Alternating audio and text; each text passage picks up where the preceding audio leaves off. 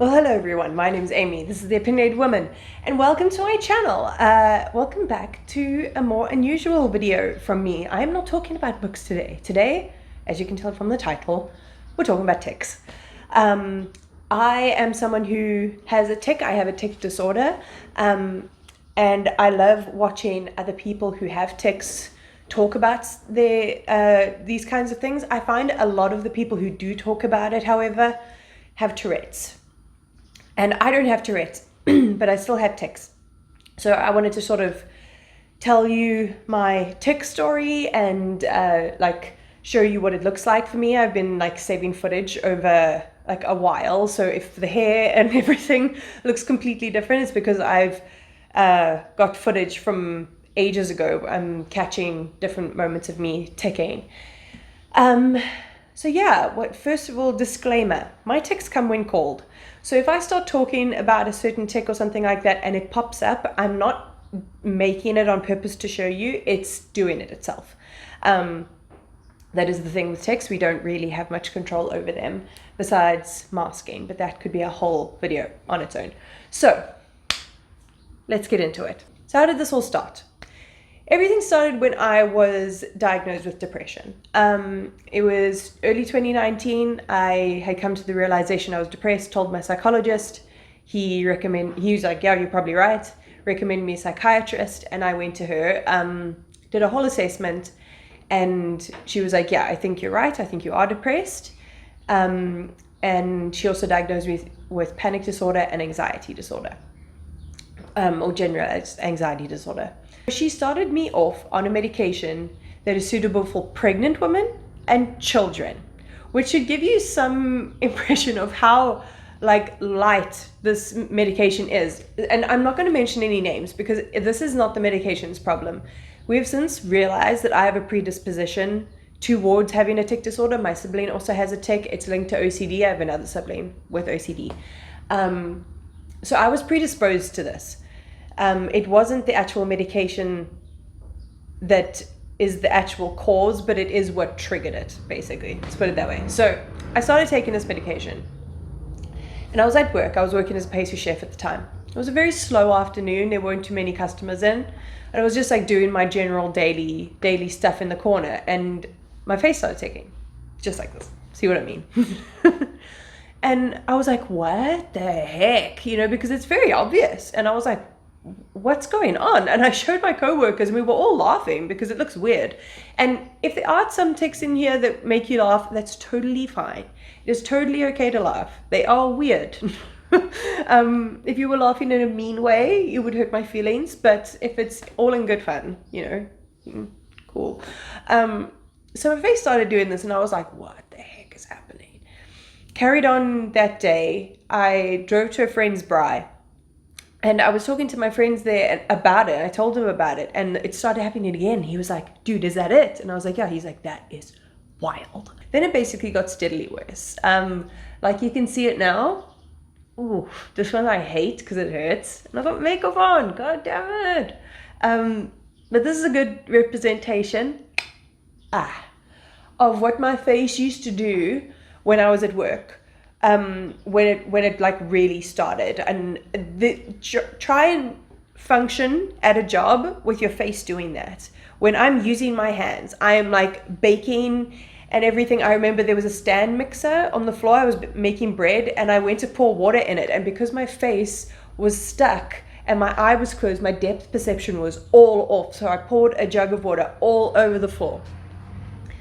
So that was really frustrating. I ended up having to go home a couple of times. It didn't help that my coworkers were talking about me behind my back and treating me like a zoo attraction. I could hear them talking about me behind my back, literally, meters from me. I could hear them. I was like, you're not making me feel any better right now. So I told my psychiatrist about it. She said, stop them immediately. So I did, but unfortunately, what had been triggered had been triggered already. So the tic started manifesting itself in the way that it is now.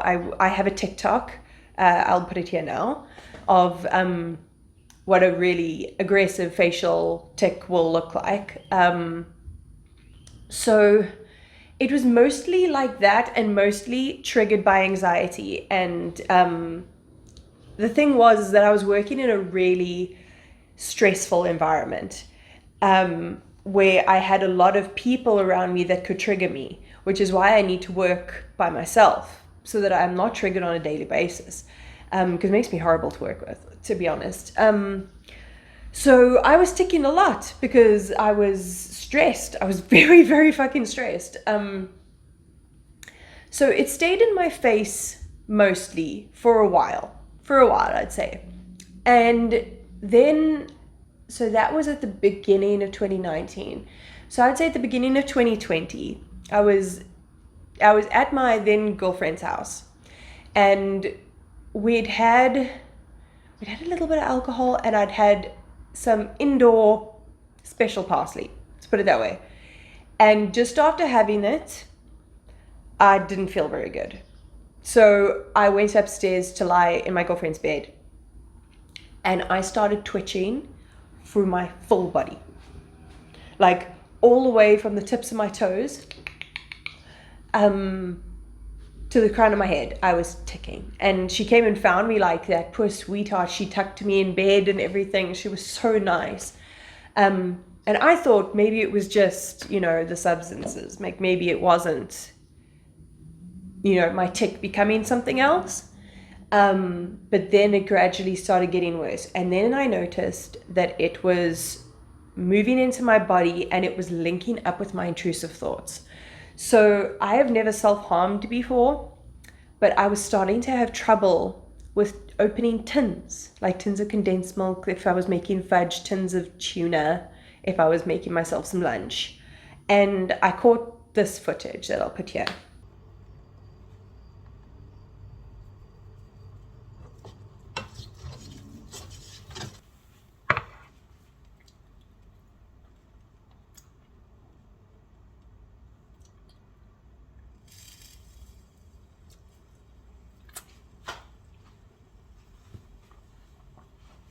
So that footage was of me thinking about cutting and then going, no, and like pulling my arms in, so can you not do this right now? It makes my breath funny.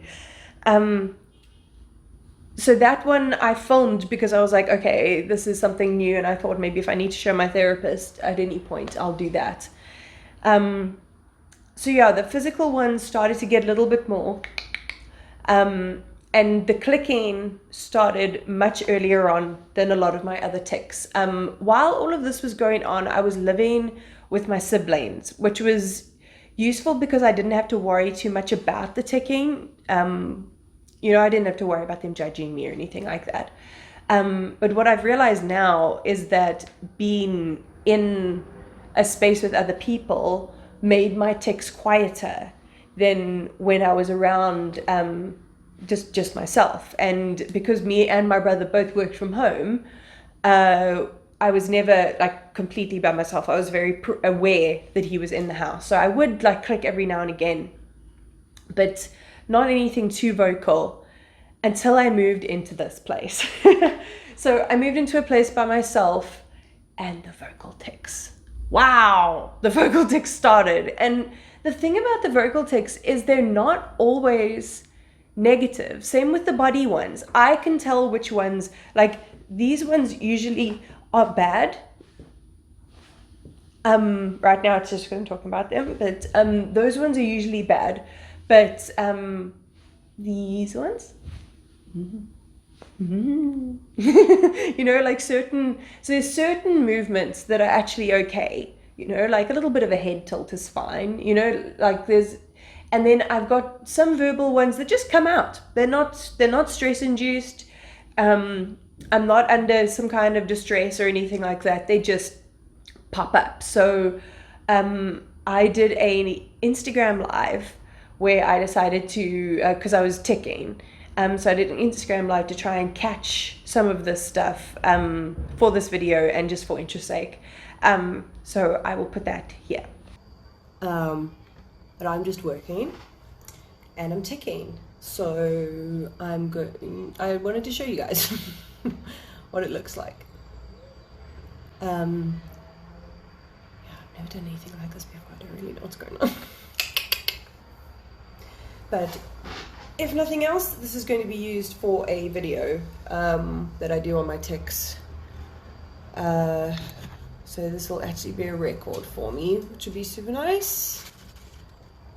Just onboarded a new client, and he has given me some feedback on like the voice that he's looking for.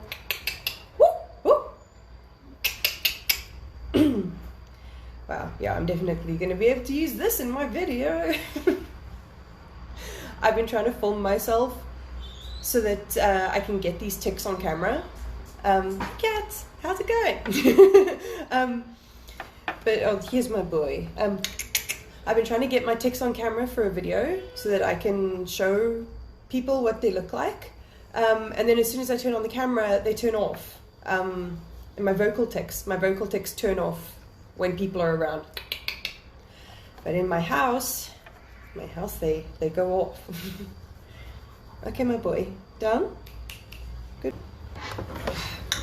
Woo! Because I'm scared I'd do something weird, but the whole point of this live is to show you what my tics are like. So, here I am. Woo, woo, woo.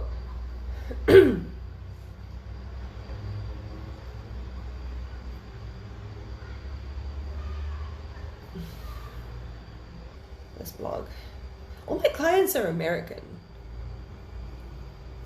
They pay better. Woo!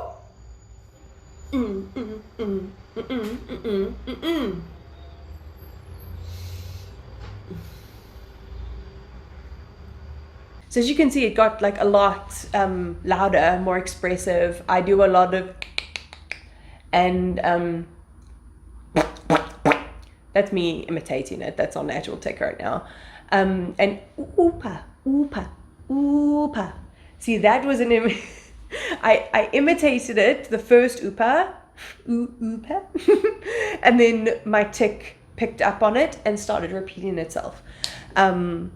So it's really fascinating how that can happen, and like the way that a tic can be triggered. For instance, I was reading a queer romance, and these two guys were about to kiss for the first time, and this one happened. See,